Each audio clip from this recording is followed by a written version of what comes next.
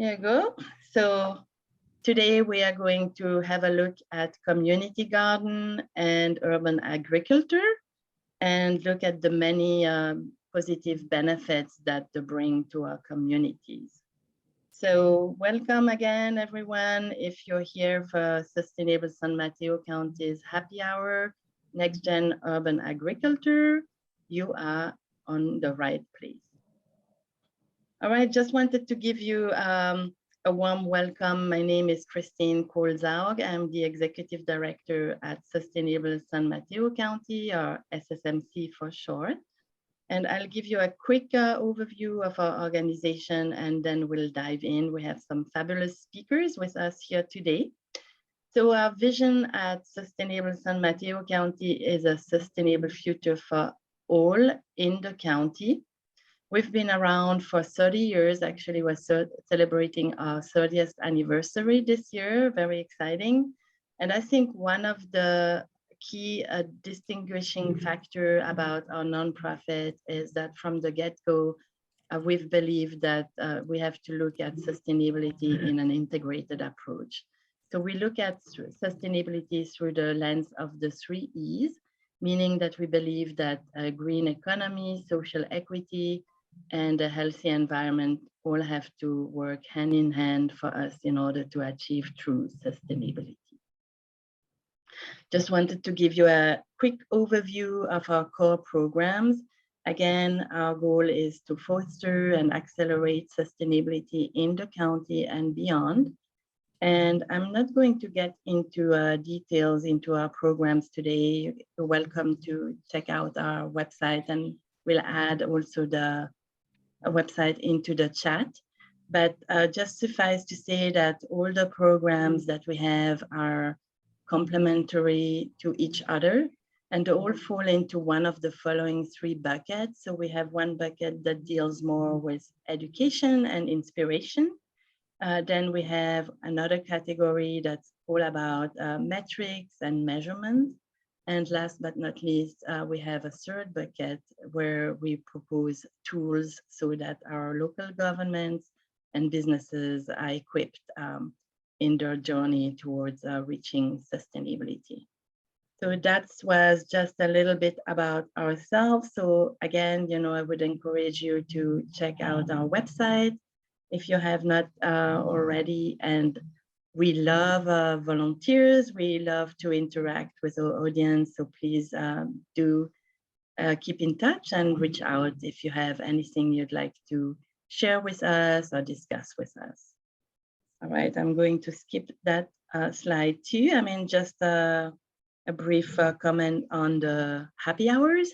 So we started those when the pandemic hit. That was kind of like a response to the desire from our audience to stay connected. And that's how basically everything got started on the happy hours monthly series. And what this is all about, I mean, it's a fun, somewhat informal program. So each year we look at one given topic in depth, and we have like a few guest speakers, 1 to 3 guest speakers that gets us started. So basically what they would do is kickstart the discussion, and then we really hope that this is like super interactive.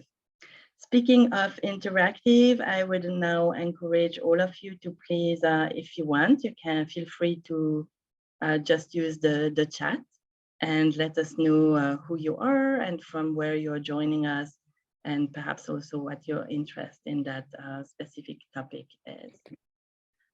Just wanted also to give a big thank you to our 2022 award sponsors, especially Alexandria Real Estate, the Chan Zuckerberg's Initiative, and Linkso Garden Materials. And last but not least, so we are a nonprofit and we rely upon the support of our audience. So if you feel so inclined, here's a link to donate, and you can, of course, also check this out on our website once again. And then let me see if I can stop the poll. I think I may have to stop the share for 1 sec here. Welcome again, everybody. Just wanted to see if we could, get to know our audience a little bit. So I'm going to launch the first poll. It's to get to know a little bit from where you're joining. So that should be going now. So feel free to respond. Give it a few minutes.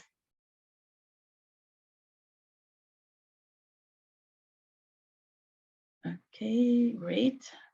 I think let me just share this with you.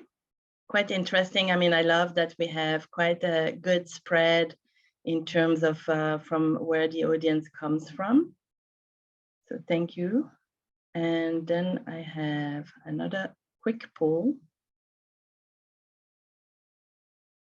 And that's more for us to understand if you've attended a happy hour before or if it's your first time. We love repeats, and we're also very grateful for the new people that are joining us here today.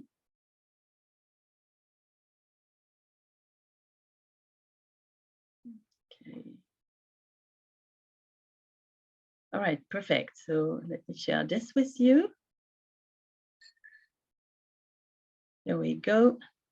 So that's great. I think it's a good spread once again, and we have quite a few of you that are here for the first time. So welcome again. And some of you that have already attended some other happy hours, which is great too.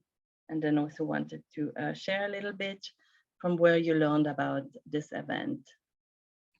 All right, so I think with that, let me go back to our presentation here. And I think it's time for trivia time. So I wanted to have Leanne do trivia time. Great, the game is on. All right, so the question is, and you can answer either by putting ABC in the chat or raising your fingers, 1 for A, 3 for C. How many community gardens do we have in San Mateo County? A, less than 10, B, 15, or C, more than 20? And you see a beautiful picture here of Los Prados Community Garden in the city of San Mateo. So let's see, I'm seeing some C's, an A. All right, B's. Okay. I think we've got quite a spread there. A lot of C's, a lot of A's. And can I share the answer? Okay. Oops, bear with me. The answer is C, more than 20. Can you believe it? They're spread out pretty well across San Mateo County, so you should be able to find one near you. There's nice, looks like Google Maps of it. So the second trivia question. In San Mateo County, what is the percentage of residents who are food insecure but ineligible for benefits? And just a note, the U.S. Department of Agriculture, USDA, defines food insecurity as a lack of consistent access to enough food for an active, healthy life. And whereas hunger and food insecurity are closely related, but they are distinct concepts. Hunger refers to a personal physical sensation of discomfort, while food insecurity refers to a lack of available financial resources for food at the household level. So everybody's moving ahead of me here. A, less than 10%, B, about 20%, or C, about 30 to 40. Okay, once again, the chat looks like a lot of C's, a lot of C's, a lot of C's. Wow, a few sprinkling of the other ones, but yes, the answer is C. Very sad, but about 30 to 40% of San Mateo County residents are food insecure. So back to you, Christine. All right, thank you. So, you know, I wanted now to hand it over to Kirsten Keys, and You know, before I go here, sorry, bear with me. I'm just going to go back because for some reason, the happy team slide did not was not shown, and I did want to highlight a few people here that are working hard to make this program available to you. So of course we have the wonderful Leanne Eberhardt that just ran the trivia for us, and Leanne is one of our all-star volunteers. So thank you, Leanne, an architect by trade and a passionate advocate for the environment and sustainability. And then part of the happy hour team is also Kirsten Keys. She is our vice board chair at Sustainable San Mateo County, a lawyer and a very skilled facilitator as well. And then I did want to also thank Erica Rayleigh. She's one of our newest volunteers. And last but not least, also Jill Reed. She is SSMC's administrative assistant. So with that, I think we are ready to get started here. And I'm going to let Kirsten take over. Okay, thanks, Christine, and everybody. Great to see everybody. I'm going to introduce our first speaker, Sandy Nierenberg, the founder and CEO of Each Green Corner. So we're really excited to have her here. She's the founder, and prior to dedicating herself to full-time to the public service, she practiced law, advising private and public entities in litigation and administrative matters, including in areas of board governance and program management. And during her time as a deputy county counsel in San Mateo County, she gained critical insight into the extent of food insecurity in San Mateo County, as well as the many dedicated nonprofits working to alleviate hunger. So Each Green Corner was conceived in 2019 in an effort to bridge the divide between resources and those in need, and to inspire the broader community to join the effort to end food insecurity via sustainable urban agriculture. And we're really excited to have you here tonight. And what an interesting transition from the county council's office to founding this. So take it away. Wonderful. Well, thank you so much. I'm so excited to be here this evening. We can go skip next slide. And you can skip this one because I had a great one. So for those who aren't familiar with us and our work, here is our mission statement, but that was just summed up. We are looking for any land that we can in the county to convert into food producing gardens, sustainable food producing gardens. And all of the food that we grow goes directly to supporting community members in need. So next slide. So I'm not going to read all of this. This is a quick overview. We have three main programs. Our Living Campus program is working with campuses, essentially, whether those are school campuses or community center campuses, and creating gardens on those campuses. We have a residential gardens program where we're either harvesting directly from community members' backyards, or where we're working with isolated seniors who are aging in home to help support them and also help them contribute back to the community. And then we work at farmers markets and are in the middle of developing our neighborhood gardens project, which is specifically bringing gardens on a block scale, neighborhood scale, into communities that are experiencing higher levels of food insecurity. And all of this is supported by our Seedling Starter program, where we grow all of our own produce. And next slide. So we are concentrated in the South Bay side of San Mateo County. We are in the process of opening our first site in North County up in San Bruno. And so we're really growing from there. And next slide. Some site highlights. I was told it would be kind of fun. So to really get a feel of what we do, I've got a couple different highlights from our smallest to our largest. So this is a great example of one of our senior garden steward sites. As I mentioned before, this is a program where we work with seniors who are aging in home by themselves and who thus are otherwise isolated from the community. So we want to give them regular communication and regular interaction with a consistent set of volunteers so that they can build relationships, as well as provide them with fresh produce and help them have a sense of contribution in a way that they can continue being involved with and give back to the community. So as you can see on the top left, this was the backyard of one of our garden stewards that was completely overrun. We've got our design And then on the right is after our initial installation of garden beds in his backyard. And so if we go next slide. So that kind of idea is the same process that we do at all of our sites. This is a site for those who are familiar with Peninsula Temple Beth El in San Mateo. This is one of our sites at a faith-based location, and PTVE wanted to grow a garden specifically to donate the food back to the community. So we took just a tiny strip of dirt, you know, in kind of a triangular shape along the back parking lot, and planted a full orchard, planted about a 20 by 25 foot in-ground garden bed area, helped them revitalize some fruit trees that had been abandoned for a while, and then planted a lot of native pollinator supporting plants. That is a really key part I'll talk about in a minute about our gardens, is we want them to be biodiverse and we want them to really support our native ecosystems. And so PTVE is a great example of that sort of combination. Next slide. Here is an example of one of our sites where we can just take what is otherwise a little bit of an asphalt wasteland and turn this, in this case, it was turned into a garden classroom space.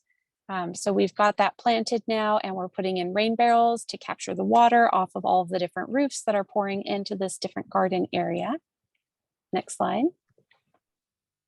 So you'll notice we're getting bigger and bigger in concept as these go.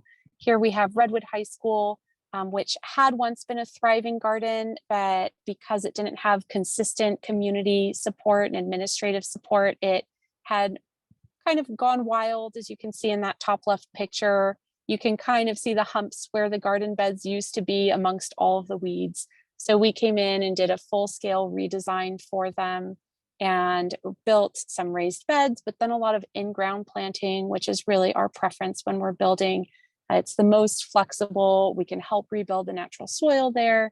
And then it gives us the ability to change up footprints over time. It's also very cost effective. And so now we have a thriving garden, and Redwood campus, or Redwood High School's garden, supports their culinary program. If you're unfamiliar, Redwood is a continuation school for Sequoia Union High School District. And so they have a really strong culinary program where their kids and students are getting vocational training, as well as a lot of their population is suffering from food insecurity, experiencing food insecurity. And so this garden directly supports their students as well as their students' learning experiences. And then final slide, you're gonna, if you skip next slide, we're gonna get a much deeper preview of the last one. Sorry. So you'll get to hear a lot more of this in just a little bit, but one of our most recent additions is Hillsdale High School. I'll talk about this more in depth, but it is just a beautiful start to finish, again, using kind of an abandoned back corner area that wasn't utilized for much of anything and turning it into an absolutely beautiful garden. You'll get much more pictures in a few minutes on where that one now stands. So if we go next slide. So our approach, and really for the purposes of today's happy hour, I wanted to highlight especially, you know, what works really well and what the community can do and what other organizations as well can do to bring urban agriculture into their programming and use that as a way to combat both climate change and create more climate resiliency, as well as combat food insecurity. So if we go next slide. So our approach from a climate perspective, we are making sure that every single garden is practicing sustainable methods. So this includes incorporating native plants into all of our gardens. So we usually get the food producing infrastructure in first, and then we come in and start planting layers and layers of native plants as the years go by to really build out a more diverse plant selection.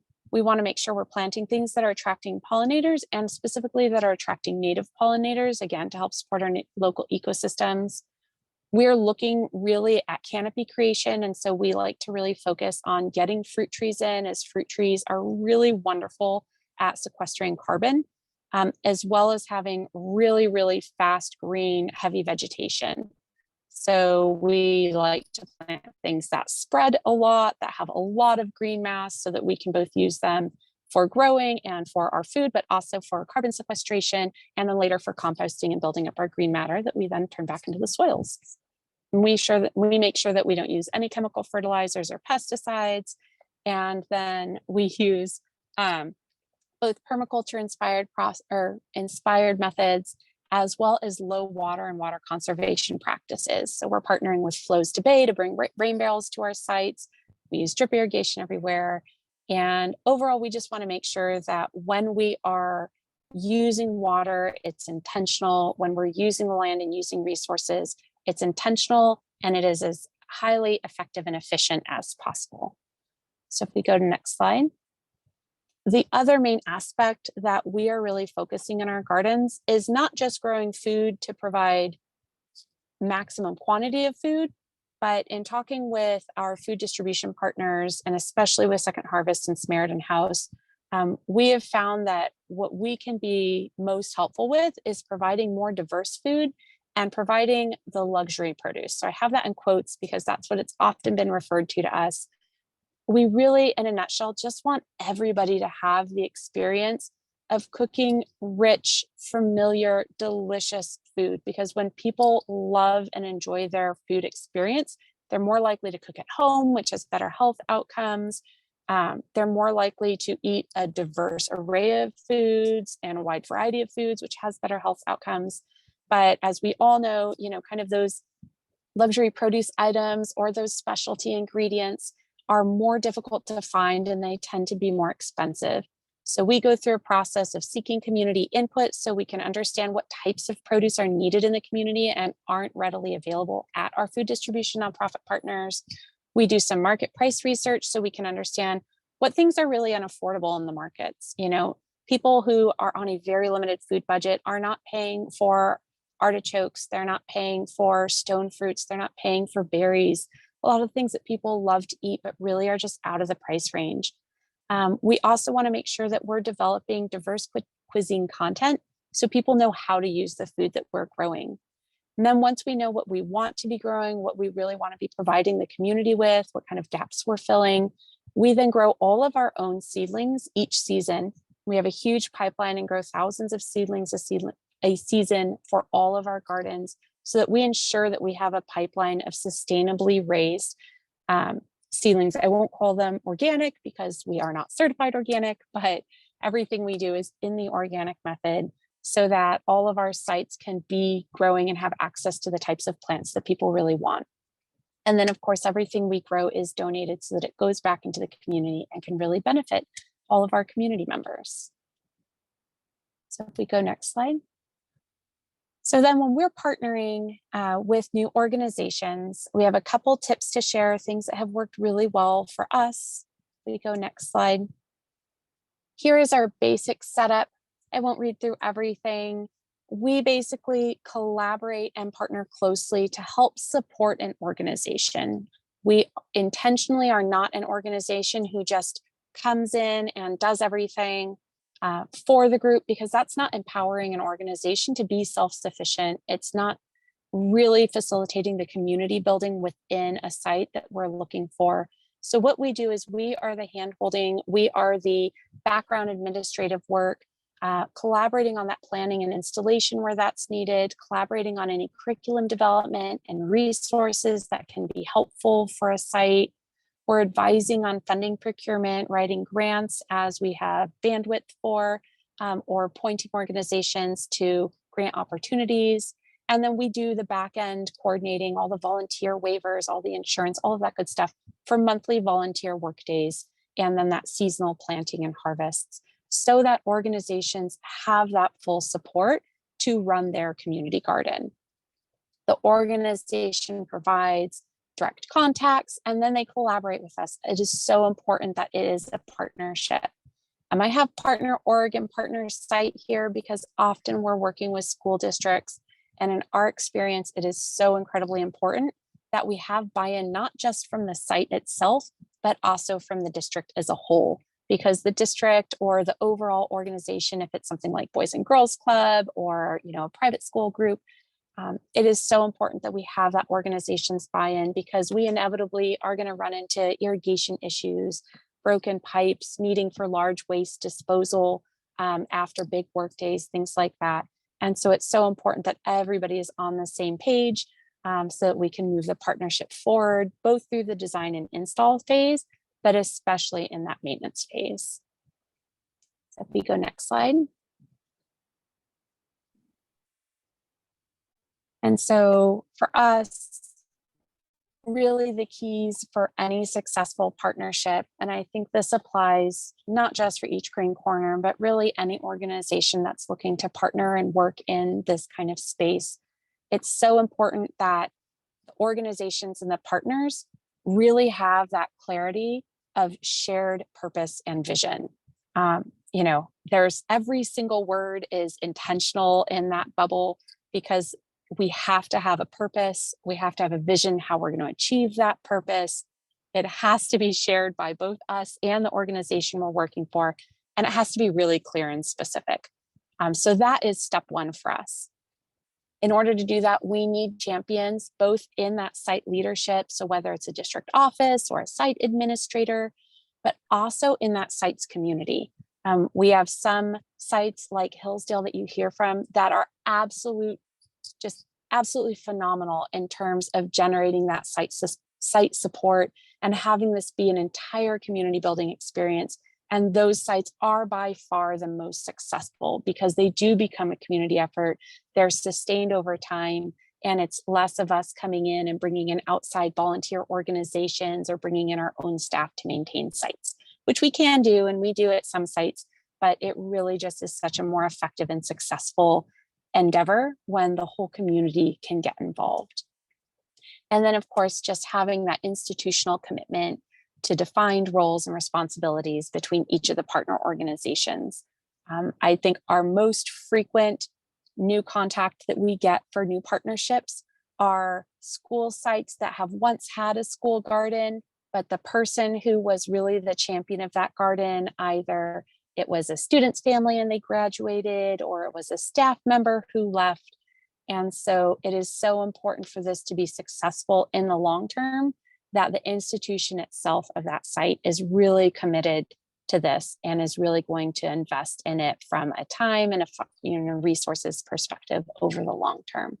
So when you have those three things together, when you take the time in the beginning to really work through those, you set yourself up for success. And so these are kind of all of our lessons learned over the last couple years that we've been doing this. And we're now getting it down to more of a science as evidenced, I think. And kind of if we go next slide. Evidence to kind of hand it off to what I think is one of our most successful installations we've had. So that's it from us. And I want to hand it off to Brett over at Hillsdale. Wonderful. Thank you so much, Sandy. I know we'll have questions for you after we hear from Brett, the assistant principal at Hillsdale High School, who has a great garden to talk with us about. So thanks to help with you, Sandy. And Brett Stevenson began his career as a social studies teacher at Bowditch Middle School. He started at Hillsdale in 2005 and has served as Dean of Students, Athletic Director, Varsity Basketball Coach, and currently as the Assistant Principal. In addition, he helps oversee facilities, athletics, along with behavior and attendance supports, and he supports the Hillsdale Peace Pantry, which I'm sure you'll tell us about, and Empowerment Through Action program. He's a graduate from the California State East Bay in 1998 with a BA in history, and from San Francisco State with an MA in educational administration. He grew up in the community and is a proud Hillsdale alum. So we are thrilled to have you here as well to talk about the garden that you've implemented. Thank you. All right, thanks for having me. Welcome everyone. Thanks for being here tonight. Thought we would take a moment and kind of share our community response to combat food insecurity at Hillsdale High School within our community and share a little bit about our journey. So if we could go to the next slide. You know, I've been a member of the Hillsdale community, born and raised, and I think one of the misperceptions that I often have to explain to people is that there's this belief that there's a lot of wealth on the peninsula, and there is, but there's also a lot of families that are struggling to make it every single day, and Hillsdale definitely falls into that category. I know we had the quiz earlier. And we do have a high number of our families at Hillsdale that do identify based on the criteria as food insecure. So if we could go to the next slide. I think a critical article for all of us to read, the New York Times, actually this time last year, wrote an article on the Bay Area, specifically San Mateo County, indicating that it's now one of the most unaffordable places to live in the country. If we can go to the next slide. And I think what was staggering was that in terms of the poverty line for a family of 4 in San Mateo County, it's roughly $146,000 for San Mateo County, and that's last year. So factor in inflation on that number. And then when we think of Los Angeles or New York City, the poverty line for a family of 4 is $95,000, and the federal poverty line is $48,000. If we can go to the next slide. And so I think more and more around 2018, 19, we started to have a number of families and students start to articulate food insecurity at home. And we decided we needed to start to have an answer. We needed to have a response. We don't believe at Hillsdale that you can outsource care. And so we really thought about what could we do as a school. And we started with a very modest peace pantry in the back of our main office. There's a picture here to the right. And we just thought about how do we have groceries and essential items once a week for families. So we really launched this in August of 2019. Next slide, please. And then in March 23, 2020, all of us know COVID hit. Our school shut down March 16th. And within that first week, we grew from about 27 families that we were supporting through our Peace Pantry to 70 families. As you know, everything shut down. Families were suddenly out of work. And so we appealed to our Hillsdale staff, who's amazing, and our community, also amazing, and raised about $25,000 in a week. And, you know, we really have to go back to March of 2020. People were afraid to leave their homes. And so we mobilized and decided that we could get a Target gift card in people's hands so that they had some discretionary spending. And so we started to really support 70 families with the Target gift card every other week. And then by the end of April of 2020, we had grown to about 140 families that were depending on us for this $100 gift card every other week. So we had to pivot. Next slide. So we launched our Peace Pantry emergency food drive-through in May of 2020. We actually just celebrated our 2-year anniversary last May as a food drive-through. We partnered with Second Harvest Food Bank. What a blessing Second Harvest has been. Mi Rancho Market in downtown San Mateo, Transfiguration Church, our cafeteria team. We were able to scale to about 140 families. We've managed to raise $300,000 since March of 2020 to support our families with food insecurity. We've had an incredible volunteer effort that works at both our drive-through, and then we have about 15 drivers that will drive a week's worth of groceries to 3 to 4 families every Friday. If we go to the next slide. So as I mentioned, we partner with Second Harvest, so we depend on them for a lot of food staples, very generous. We purchase a bag of groceries from Mi Rancho Market. That's where our fundraising dollars go every other week. And we think about cultural food staples. We want to be culturally sensitive. We have a lot of families from Guatemala. And then we also purchase essential items. Transfiguration Church up the street has been amazing. They have a baking team that bakes for us every Friday. And then we also have crisis support. So we can't give families cash, but we can give them Target gift cards. And then around the holidays, we really think about how to provide something additional.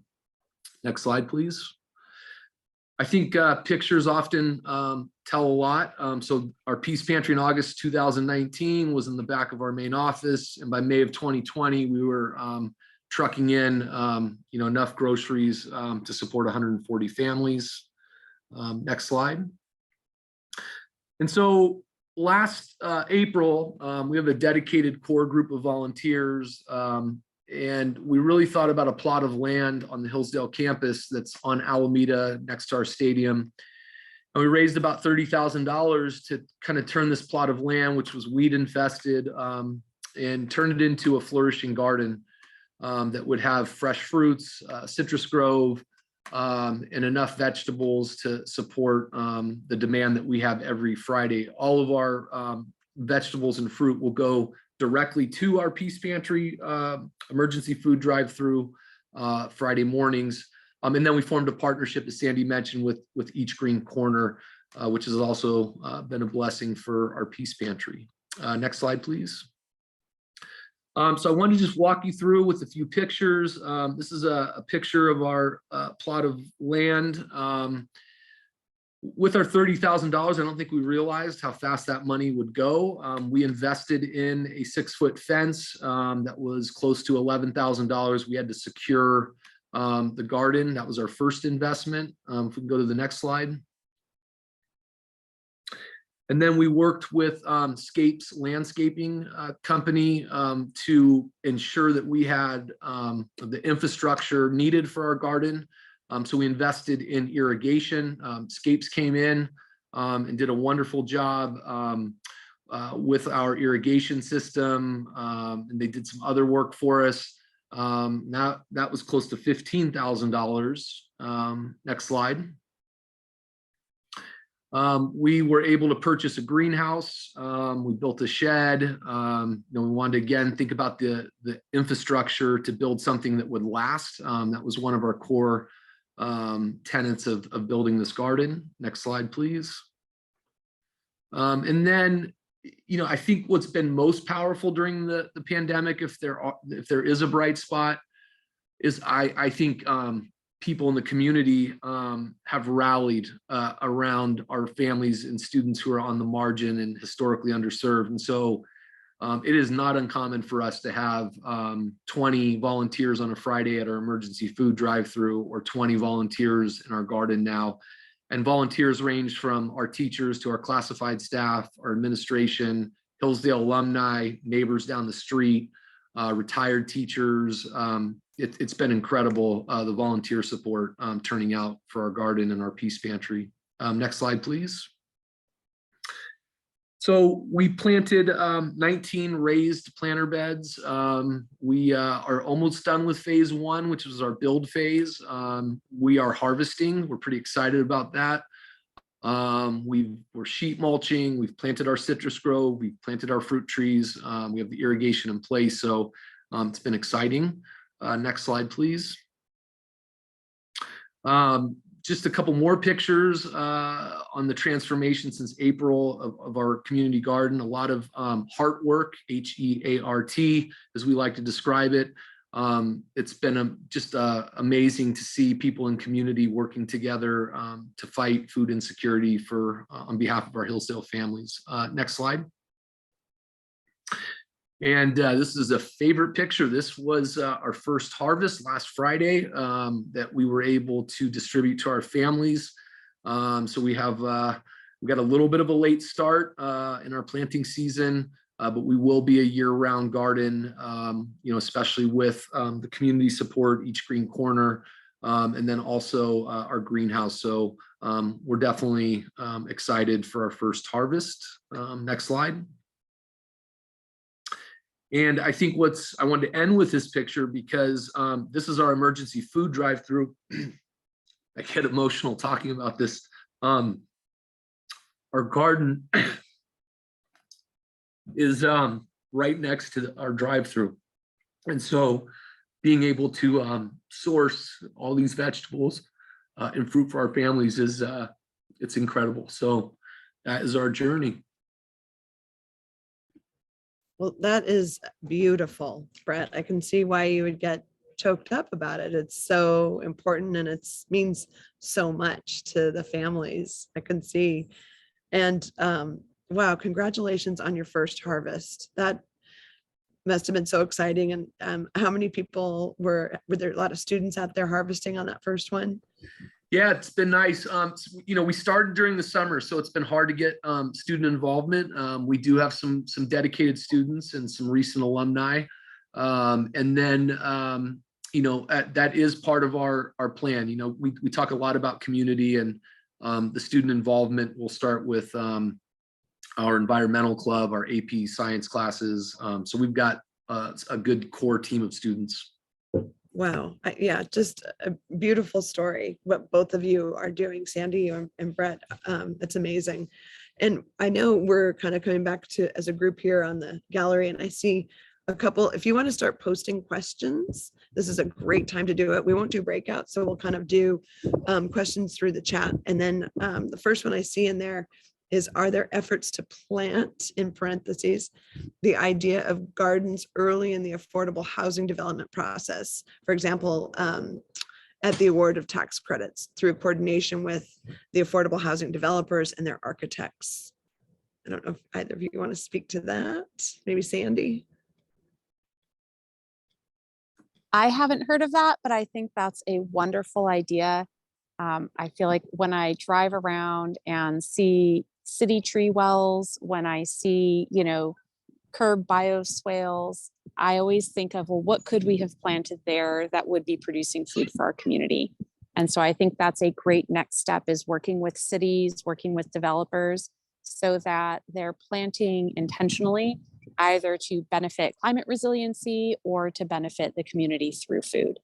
Right. And I guess one thing that would be great to see, and I don't know, you might tell me, oh, yes, of course we do this, is having a sign up there that says pretty clearly, like, this is what we're doing. It's with Each Green Corner. This is who, like, here's the website. Let's make more happen. And then I had asked a little right before we started, is there any minimum size that you're looking for when you do this? So yeah, sorry. Brett? Go ahead, Brett. No, go ahead. Oh, I was going to say, so from our perspective, there's not really a minimum size as long as there is buy-in from the community site that it's at. So I think our, and I'm thinking community sites as opposed to our senior sites, because those are all pretty small. But for community sites, I think there is just as much benefit in getting community members excited about the concept of using urban agriculture to combat food insecurity as there is in actually growing produce. So I like to think, yes, we donated X number of pounds last year, which translates into X number of meals. But more importantly, how many people did we turn this into a passion for? And how many people are now out there making food security, either being aware of food security, insecurity here in the county, as Brett mentioned. We so frequently come across and interact with volunteers who didn't know that that was an issue in this county, and it's a tremendous issue. So the more people that we can make aware of this, and the more people that we can have focus their philanthropic and volunteer efforts on food insecurity and climate resiliency, the better. Right. So small sites do that too. Yeah. And I think it's so true about getting the message out. I don't think most people in the county realize how the percentage of families that are suffering from this. And I know, Brett, you talked about, it's quite, it was expensive to start. I mean, you raised $30,000, but then you spent, 11 on fencing and 15 on the irrigation. So, I think it's great your community stepped forward to do that with you, but it feels like some places it could be cost prohibitive if there's not some other nonprofit or something to help plug that gap. Yeah. I mean, I think the one thing we've learned is, leaning into the community and trusting that people want to give, and they want to give locally. Whether that's a business or a community member. And so we've learned that through the pandemic. But you're right. I mean, depending on the size of your garden, there are going to be costs. We had someone that donated $6,000 worth of redwood. Had we not had that financial support, we might have had 10 raised beds to start instead of 19. There are grants out there. Sandy can speak to that. But again, it's a hustle to get this off the ground. Yeah. And I would just add too on that, if you could always start with 2 trees and planting in the ground. There are ways, and we have gardens that we've chipped away at for years because they didn't have the funding to do a shed or a greenhouse or to build raised beds. Raised beds are actually, they're pretty expensive to start out because the soil itself is expensive, the lumber is expensive. So there are definitely ways to take an incremental approach where you can at least get something in the ground. Again, get those trees in the ground because they will literally bear fruit the longer that they're in the ground. And just don't let that be a barrier to getting started. Yeah. I know when I was on city council, we had a city manager who retired and knew about some different plots of land that were available. And so in Bellhaven, we were able to, the Menlo Park Rotary was able to purchase all those raised beds that you talked about, Brett, that are, the redwood's expensive, and to get the irrigation in, but it was great to partner with the Rotary, and it became, you could rent one of those beds for $1 a year, so you could grow your food. Partnerships are key. I'm looking over here. Somebody's saying about you need to help San Bruno's teeny tiny public library. It's bordered by empty flower beds. So how would somebody, reach out and get in touch with you to start making that happen? Anybody can reach out to us. That's just, volunteer at Each Green Corner or admin at Each Green Corner. We have a contact us on our webpage. And that's how most people come in. It's either word of mouth or just straight through our website. And even if we can't help, we usually are aware of other partner organizations that can help, whether that's County Office of Sustainability, which is very, very generous in support of new gardens, whether it is the Master Gardeners program, which we now partner with, and they have been phenomenal in providing technical support. But for the most part, anybody can just reach out and we will at least get them connected, if not directly be able to get them off the ground. Wonderful.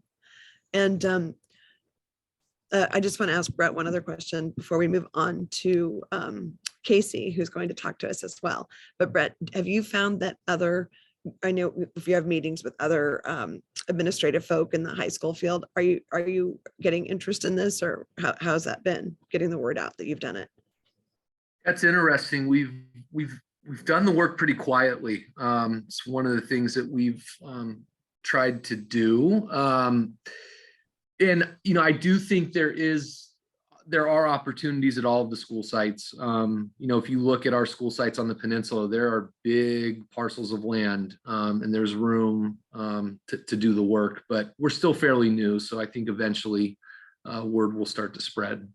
Yeah, probably as the school year starts. And yeah, well, wonderful. And I think now we would like to ask Casey if she wanted to say a few words. I'm looking for Casey. There you are. Hello there. Hi, Kirsten. Thank you. How are you? Great. And I was one of the ones who marked, this was my first happy hour, and I was like getting chills and getting teary-eyed listening to these presentations. So just want to say a big thank you to both of the presenters, to Brett and Sandy, for all the work you're doing. It's really inspiring. And I'm here to talk briefly about the organization that I work for. Christine and Kirsten were really generous in letting us sneak in here briefly. But so I work for the San Mateo Resource Conservation District, which we joke is the best kept secret in San Mateo County because not a lot of people know about us. So want to just spread the word about the work that we do.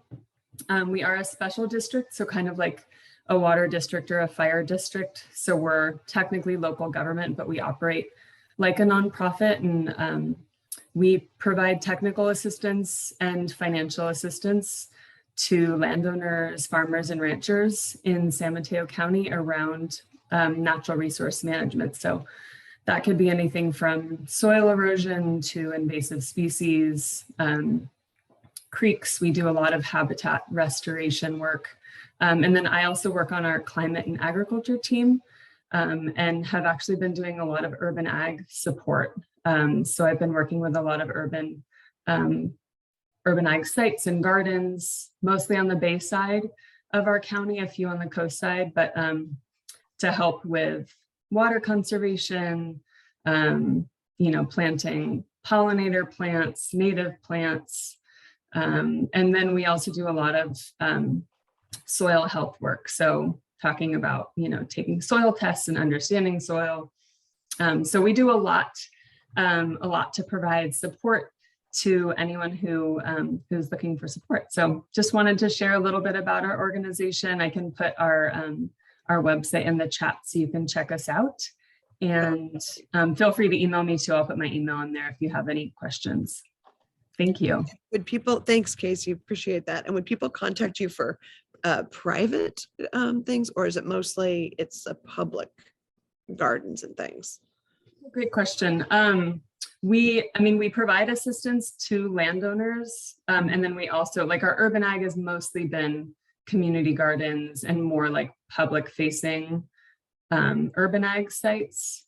But I know that we've done some projects, like some, rainwater harvesting installations, and but the majority of like our habitat restoration and like work in creeks tends to be on the coast side. And we partner with state parks, we partner with farmers and ranchers to do a lot of that work, but we're pretty nimble and do kind of a really wide array of projects in the county.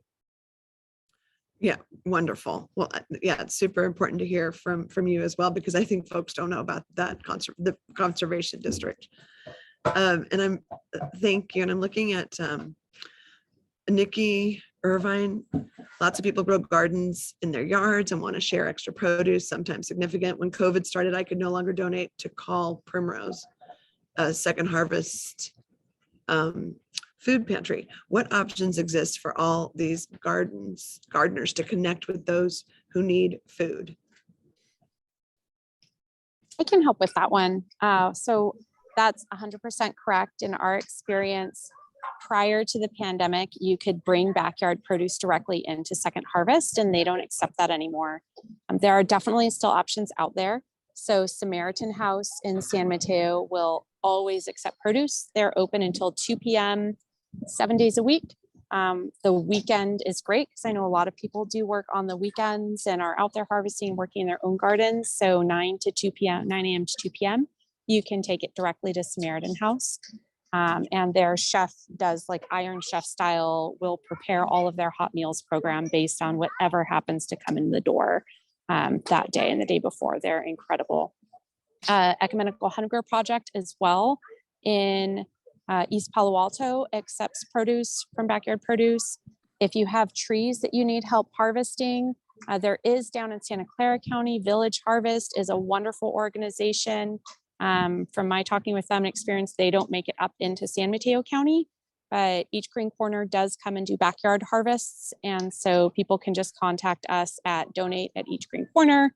Pretty much any of the Each Green Corner, contact us, as we'll get to the right person so that you can donate your backyard tree produce.